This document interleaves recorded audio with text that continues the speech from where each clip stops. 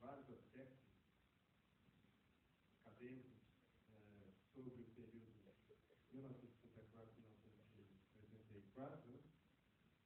E pretendo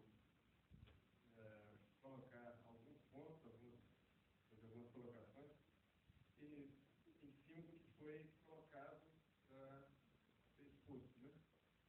A questão do legado econômico do regime militar. E sobre isso, né, tem muita discussão, principalmente na história, né, com relação à questão daquele regime que foi instalado, regime político e tal. Do ponto de vista econômico, muitas vezes se coloca, como se colocava na época também, né, uma certa euforia do grande crescimento econômico que existiu e tal, naquela época e tal.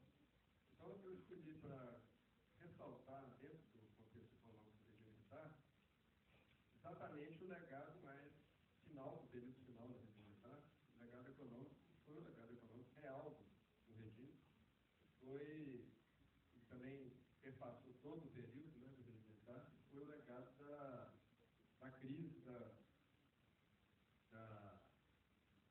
destruição da economia brasileira na época, principalmente do setor industrial. E o que a gente pode dizer, a instituição imposta previdentemente, de forma entrada, é da tortura econômica. Né? Porque se fala muito, tortura não houve e tal.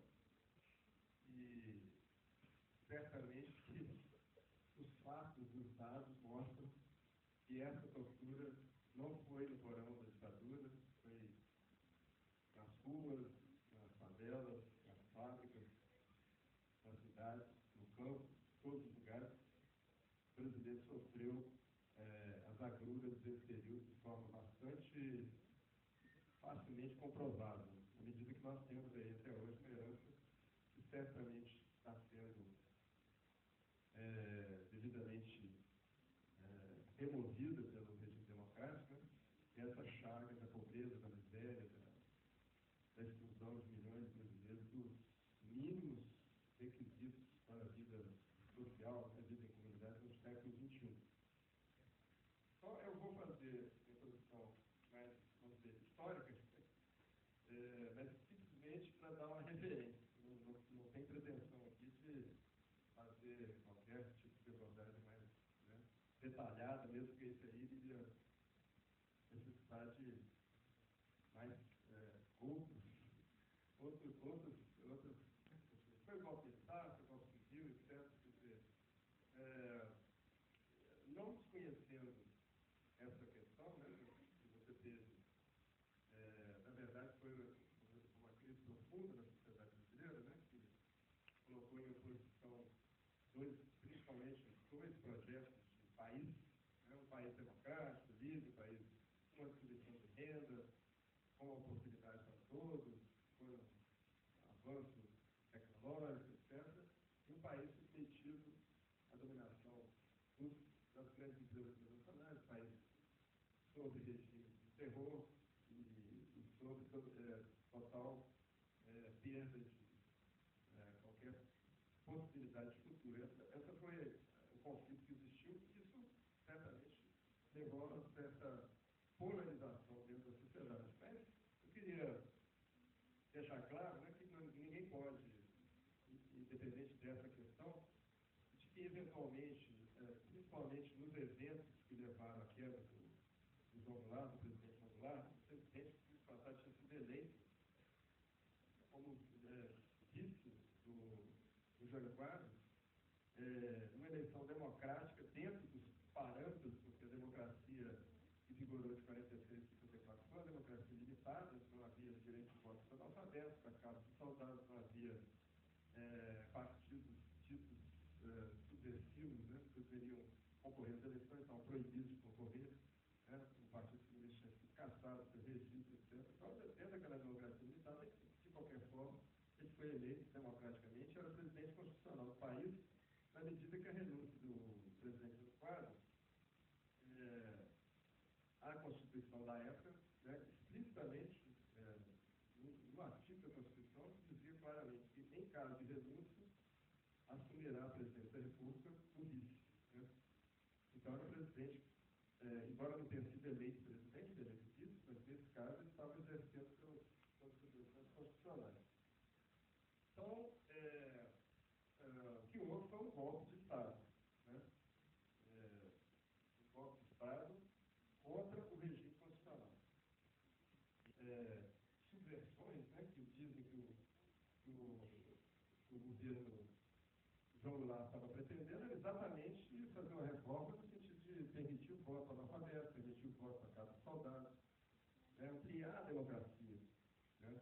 E isso foi um dos argumentos pelos quais se deu o golpe.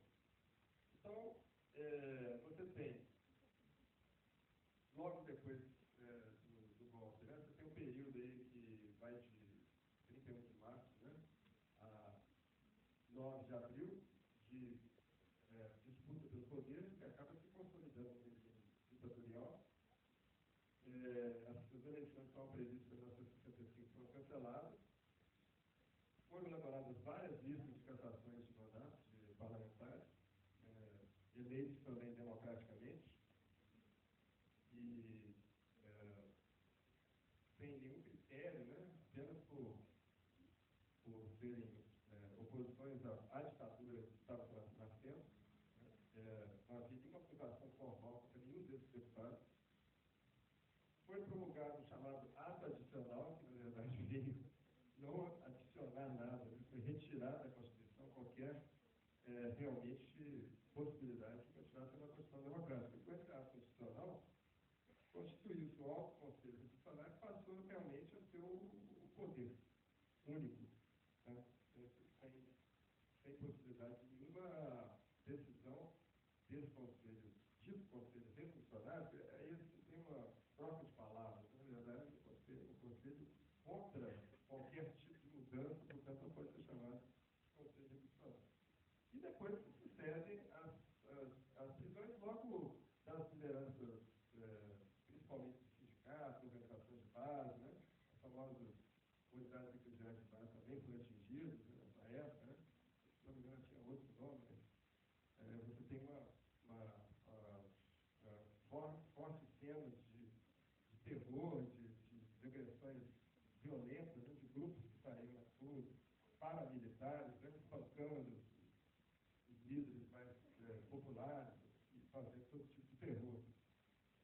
E depois essa repressão vai se disseminar na sociedade civil contra, principalmente, os trabalhadores, que há algum inimigo interno, que vem dizer, era a classe operária, eram os trabalhadores, ou seja, a maioria, nessa época, já da população, né?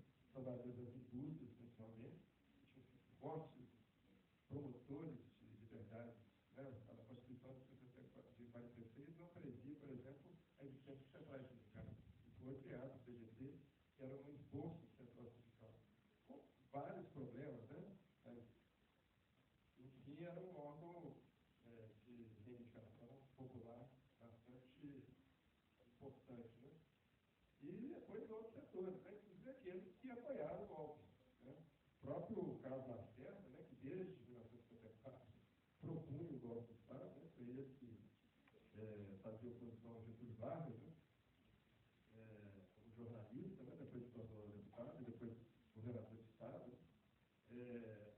Também vai ser um dos grandes operadores do golpe e depois também vai ser perseguido pelo regime. Então, o que acontece é que rapidamente a face oculta dessa mudança de regime acaba se revelando como altamente revolucionário, né?